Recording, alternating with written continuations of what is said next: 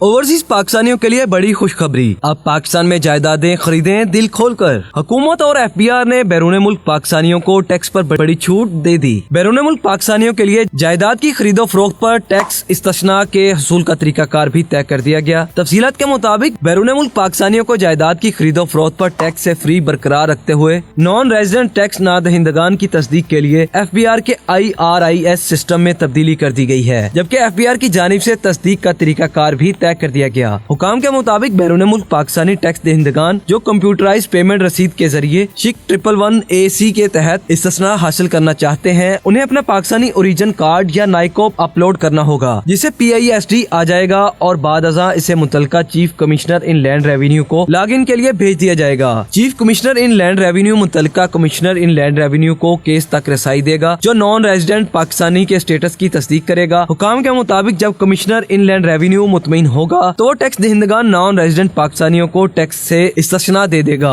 और उसकी इस्तिस्ना की मंजूरी की इतला नॉन रेजिडेंट टैक्स दहिंदा पाकिस्तानी को SMS या ईमेल के जरिए की जाएगी। व्यूअर्स, आप ओवरसीज पाकिस्तानियों की जानिब से मुल्क में जायदादें खरीदने और टैक्स इस्तिस्ना के तरीकाकार के बारे में क्या राय रखते हैं? अपनी फीडबैक से जरूर आगाह करें और इस वीडियो को ज्यादा से ज्यादा शेयर भी करें।